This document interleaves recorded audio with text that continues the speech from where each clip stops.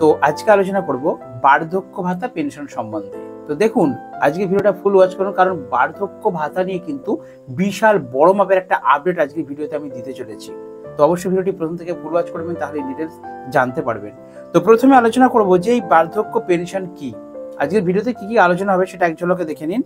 এই বার্ধক্য পেনশনের সুবিধা কি, কারা কারা এই সুবিধা পেতে পারেন, আর্থিক যোগ্যতার মানদণ্ড কি আছে, অন্যান্য রাজ্যের আবেদনকারীরাও কি এই বার্ধক্য ভাতা পেতে পারেন, ন্যূনতম কত বছরের বসবাসের প্রয়োজন হবে, স্কিমের জন্য কিভাবে আবেদন করবেন, কিভাবে আবেদন ফর্ম পাবেন এবং সেই ফর্ম কোথায় জমা দেবেন, আবেদনকারীরা কি অনলাইনে আবেদনপত্র ডাউনলোড করতে পারবেন, আর কি কি কাগজপত্রের প্রয়োজন। মুখ্যমন্ত্রী মমতা বন্দ্যোপাধ্যায় ক্ষমতায় আসার পর থেকেই কিন্তু অনেকগুলি জনকল্যাণমূলক প্রকল্পের সূচনা করেছেন। তার মধ্যে এই বার্ধক্য ভাতা কিন্তু একটি অন্যতম প্রকল্প। এই প্রকল্পের আওতায় ৬০ বছর বয়সের ঊর্ধ্বে রাজ্যের মানুষকে মাসিক ১,০০০ টাকা করে কিন্তু ভাতা প্রদান করা হয়ে থাকে।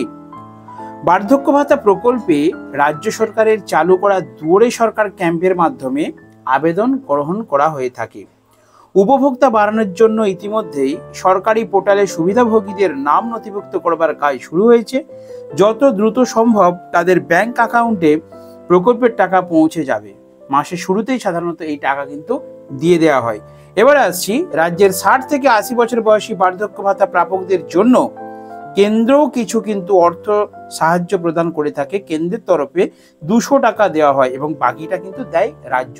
রাজ্যের প্রকল্প নয়, রাজ্য প্লাস কেন্দ্র উভয়ের একসাথে যৌথ একটা কিন্তু প্রকল্প। কারণ আপনারা জেনে গেলেন যে রাজ্য কিন্তু এই ১০০০ টাকার মধ্যে কেন্দ্র কিন্তু ২০০ টাকা দেয় এবং রাজ্য কিন্তু ৮০০ টাকা দেয়। মোট ১,০০০ টাকা কিন্তু সমস্ত বার্ধক্যদের জন্য পেনশন হিসাবে দেওয়া হয়। ওকে, তো জানা গিয়েছে কেন্দ্রের প্রধান করে অর্থ ব্যবহার করতে চাইছে রাজ্য সরকার। এবার সেই প্রকল্পের বাড়ছে সুবিধাভোগীদের সংখ্যা। তো কেন্দ্র থেকে কিন্তু বরাদ্দ বেড়েছে এবং যার জন্যই কিন্তু নতুন করে আবেদনপত্র শুরু করা হয়েছে। ওকে, কারণ রাজ্যের কোষাগার ১৫০ কোটি টাকা বার্ধক্য ভাতার জন্য খরচ করা হয়ে থাকে। এবার সেই প্রকল্পে জুড়ছে আরো ৫০,০০০ বৃদ্ধ বৃদ্ধাদের নাম। দ্রুত সমস্ত প্রক্রিয়া শেষ করে শীঘ্রই সকলের ব্যাংক অ্যাকাউন্টে সরকারি প্রকল্পের টাকা পৌঁছে যাবে, এমনটাই জানিয়েছে কিন্তু রাজ্য সরকার। এই পেনশনের জন্য কারা কারা আবেদন করতে পারবেন। তো দেখুন, আবেদনকারীকে অবশ্যই পশ্চিমবঙ্গ রাজ্যের বাসিন্দা হতে হবে। আবেদনকারীর বয়স ৬০ বছর বা তার বেশি হতে হবে। তবে শারীরিক ও মানসিকভাবে প্রতিবন্ধী যারা আছে তাদের ক্ষেত্রে ৫৫ বছর হলেই কিন্তু তারা এই বার্ধক্য ভাতার জন্য আবেদন করতে পারবে। আবেদনকারীর আর্থিক সহায়তা প্রদানে সক্ষম এমন কোনো সম্পর্ক থাকা উচিত নয়। অর্থাৎ কোনো পুত্র, তার স্ত্রী বা অবিবাহিত কন্যা বা পিতা মাতা কারোরই কিন্তু আর্থিক সহায়তা প্রদানে সক্ষম হওয়া চলবে না।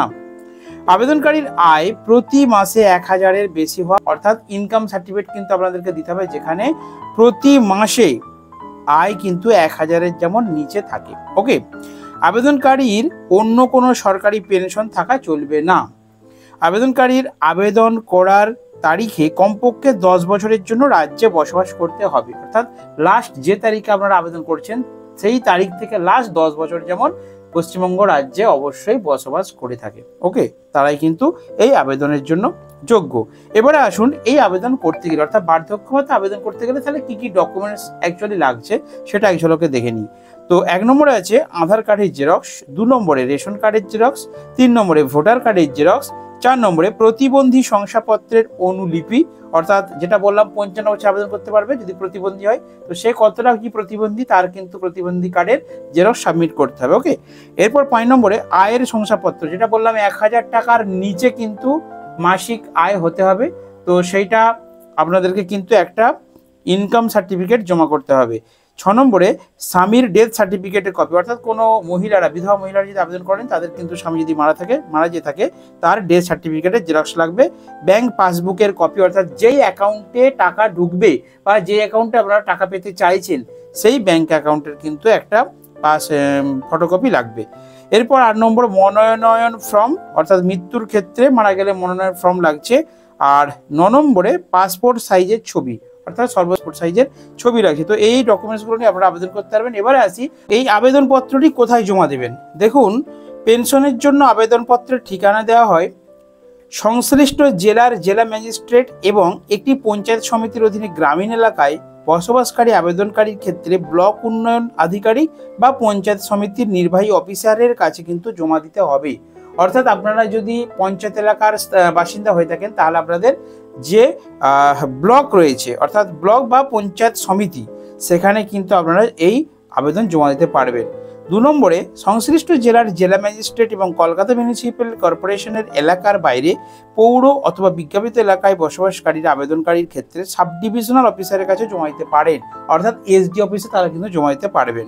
3 নম্বরে বলছে কলকাতা মিউনিসিপ্যাল কর্পোরেশনের আওতাধীন এলাকায় বসবাসকারী আবেদনকারীর ক্ষেত্রে কন্ট্রোলার অফ ভ্যাগ্রান্সি পশ্চিমবঙ্গে অ্যান্ড কন্ট্রোলার ভ্যাগ্রান্সি পশ্চিমবঙ্গের কাছে কিন্তু জমা দেওয়া হবে।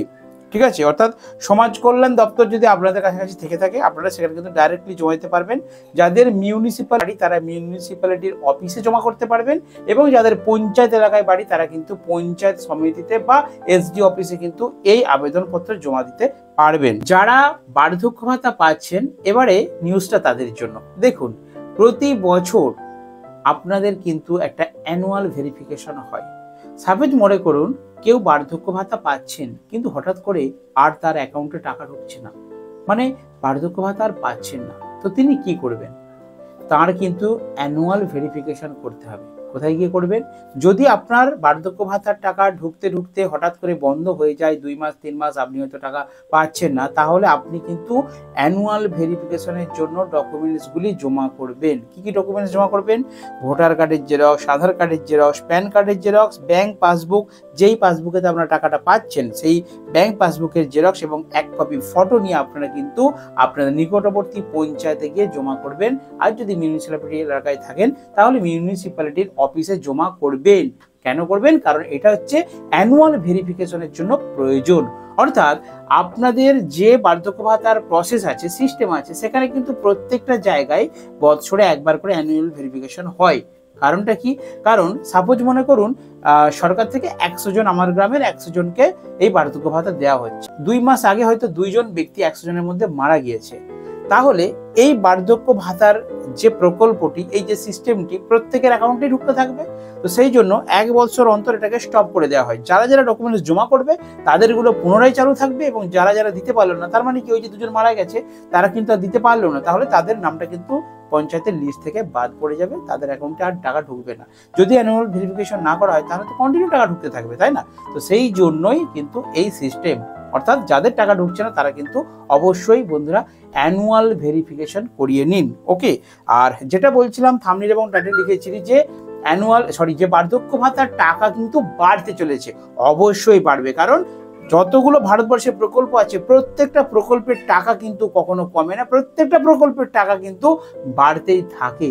তো বার্ধক্য ভাতা কেন বাড়বে না? কখন বাড়বে বলুন তো? যখনই ভোট আসবে। ওকে, সেটা বিধানসভা ভোট হোক আর লোকসভা ভোটই হোক, ভোট আসলেই তার আগে কিন্তু বার্ধক্য ভাতার টাকা যেটা স্কিম রয়েছে 1000 টাকা করে, এটা কিন্তু বেড়ে অবশ্যই কিন্তু দ্বিগুণ হবার সম্ভাবনা থাকবে।